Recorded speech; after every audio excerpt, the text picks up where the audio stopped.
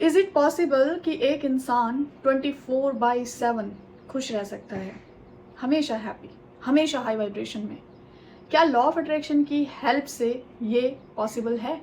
और बहुत सारे कमेंट्स में मुझे ये भी पूछा जाता है कि लॉ ऑफ अट्रैक्शन यूज़ करने के बाद भी हम हमेशा हैप्पी नहीं रह पाते, हमेशा हमारी वाइब्रेशंस हाई नहीं रह पाती, कभी कभी हम लो भी आ जाते हैं।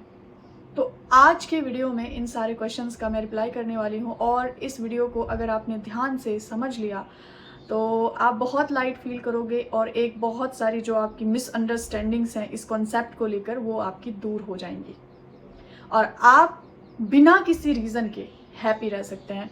क्योंकि अभी ना हमारे पास जब रीज़न्स होते हैं तब हम खुश हो जाते हैं, और विदाउट एनी रीज़न हमसे खुश नहीं रहा जाता। मतलब हमें कोई ना कोई रीज़न चाहिए कि आज मैं खुश हूँ क्योंकि आज मुझे बहुत अच्छा लग रहा है, क्योंकि उस रीज़न के बिना कैसे हैप्पी रह सकते हैं।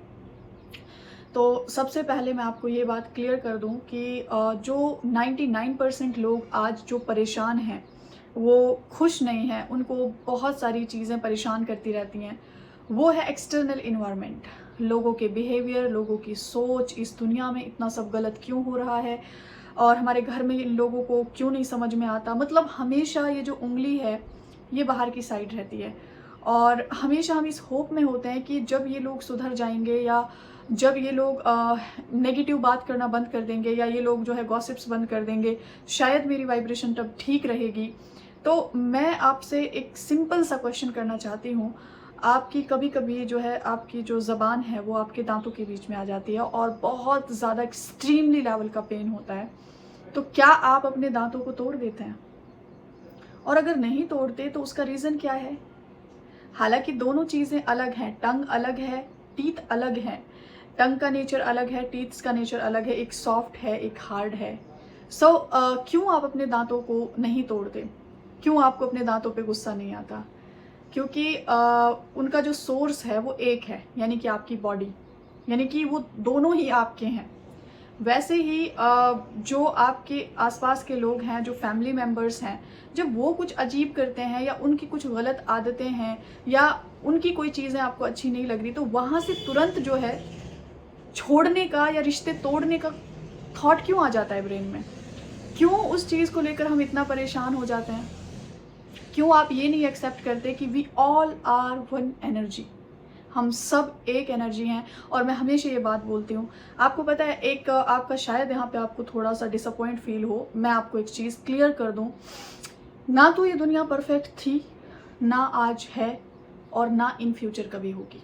मैं आपको ये बात अभी क्लियर कर देती हूँ। अगर आप सोचते हैं कि आपकी आसपास की सिचुएशंस, लोग, सोसाइटी, समाज ये एकदम परफेक्ट हो जाए, आपके अकॉर्डिंग हो जाए, देन आप हैप्पी हो सकते हैं, तो फिर आप ये थॉट अपने ब्रेन से निकाल दो कि आप खुश हो सकते हैं अगर आप कंप्लीटली एक्सटर्नल इन्वायरमेंट पर डिपेंड करते हैं तो।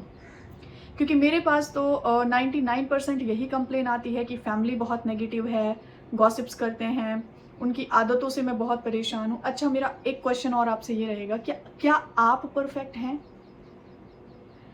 एक परफेक्शन वो है जो हम अपने आप को एक्सेप्ट करते हुए फील करते हैं कि I am perfect as I M.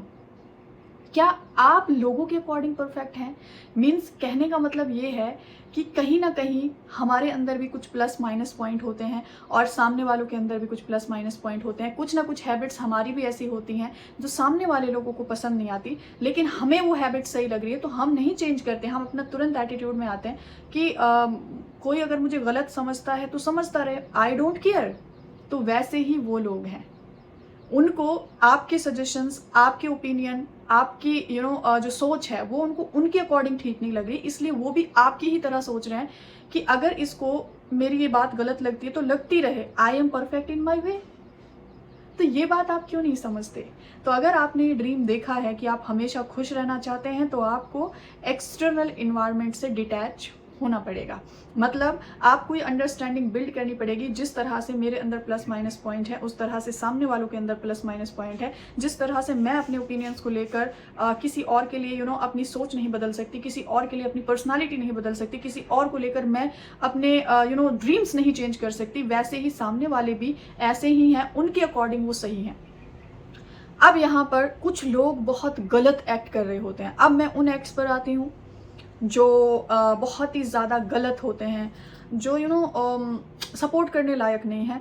But मैंने जहाँ तक ऑब्ज़र्व किया है या जो भी है, एक इंसान अगर कुछ बहुत गलत एक्ट कर रहा है तो कहीं न कहीं उसका कंट्रीब्यूशन जो है उसकी उस पर्सनैलिटी में जो कंट्रीब्यूशन होता है उसका समाज का होता है, सोसाइटी का होता है, उसकी फैमिली का होता है, और सोसाइटी भी हमसे बनती है। मैंने बहुत ट्रॉमा के केस सुने हैं। जो इंसान आज आपको बहुत गलत नज़र आ रहा है ना, उसके पीछे की कहानी आप नहीं जानते। उसके ट्रॉमास को आप नहीं समझ सकते, उसकी जो लाइफ रही है, क्या कर्मा उसके रहे हैं, आप नहीं समझ सकते। तो इस बेटर देन कि हम पूरी तरीके से लोगों पे डिपेंड हो जाएँ, उनके एक्शंस पर डिपेंड हो जाएँ, we can protect our vibration, we can protect our happiness. इसलिए मैं हमेशा एक अफर्मेशन सजेस्ट करती हूँ, I am in charge of my happiness. ये आपको एवरी डे रिपीट करना है जितना आप कर सकते हो कि I am in charge of my happiness. मेरी जो खुशियाँ हैं उनकी जिम्मेदारी या उनकी जो इंचार्ज हूँ वो मैं हूँ। तो इस अफर्मेशन से क्या होगा, आपके अंदर एक डिटैचमेंट पैदा हो जाती है, आप लोगों से एक्सपेक्ट नहीं करते। अगर ये एक्सपेक्टेशंस ही ख़त्म हो जाएं तो फिर खुश रहना बहुत आसान है ज़िंदगी में, बहुत ज़्यादा। पता है आपको, सबसे ज़्यादा हर्ट जो ज़िंदगी में एक चीज़ करती है इंसान को, एक्सपेक्टेशंस। मैंने उसके लिए इतना किया, उसने क्यों नहीं किया, मैंने उसके लिए ऐसा कहा था, उसने मेरे लिए ऐसा क्यों कहा। तो ये जो एक्सपेक्टेशंस हैं ये ख़त्म हो जाएंगी अगर आप ये बोलना शुरू कर दोगे, आई am in charge of my happiness. And ये तो हो गया हमारा पहला रीज़न आपके हैप्पी ना होने का, कि आपको लगता है अगर कि ये दुनिया परफेक्ट हो जाए या इन फ्यूचर हो जाएगी, तो इस इल्यूजन को जितनी जल्दी तोड़ दोगे आपके लिए बेटर रहेगा। And second thing is nature. इंसान, आपने कभी एक चीज़ पर मतलब गौर किया है? मैं आपको कराती हूँ, रुको।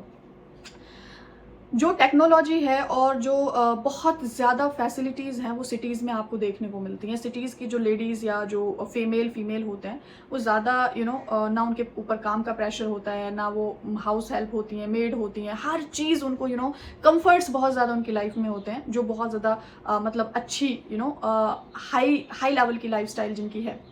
अब आ जाते हैं विलेज की तरफ, ठीक है। विलेज में जो लेडीज़ होती हैं या जो मेल फीमेल होते हैं अपना सारा काम खुद करते हैं और फिजिकल हार्डवर्क उनकी ज़िंदगी में बहुत ज़्यादा होता है।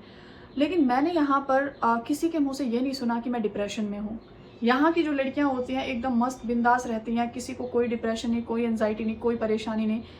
ये रीज़न क्या है इसके पीछे? वो है नेचर से हम जितना ज़्यादा डिस्कनेक्ट होते जा रहे हैं ज़िंदगी में, उतना ही ज़्यादा डिप्रेशन, एंजाइटी, स्ट्रेस बढ़ता जा रहा है। आप सोचो, जो हमारा क्या है रूट है, यानी कि हम इस नेचर से ही तो बने हैं। जैसे कि बोल दिया जाता है कि इंसान मिट्टी से बना है, मिट्टी में मिल जाएगा, दैट्स इट। अब हम ज़मीन को टच नहीं करते कितने कितने दिनों तक, यानी कि हमारे पैर ज़मीन पे नहीं पड़ते, यानी कि कच्ची मिट्टी पे, ग्रास पे, हवा को नहीं एक्सपीरियंस करते। जब हम नेचर से प्यार नहीं कर सकते ना, तो लिविंग और नॉन लिविंग दो तरह के हमने बचपन में क्लास में पढ़े थे, तो हम ना एक तरह से नॉन लिविंग थिंग्स में काउंट हो जाएंगे। क्योंकि जो नेचर हमें सब कुछ प्रोवाइड करती है, जो नेचर हमें अलाइव रख रही है, अगर हम उससे प्यार नहीं कर पा रहे ना, फिर तो हैप्पीनेस आपसे दूर भागेगी।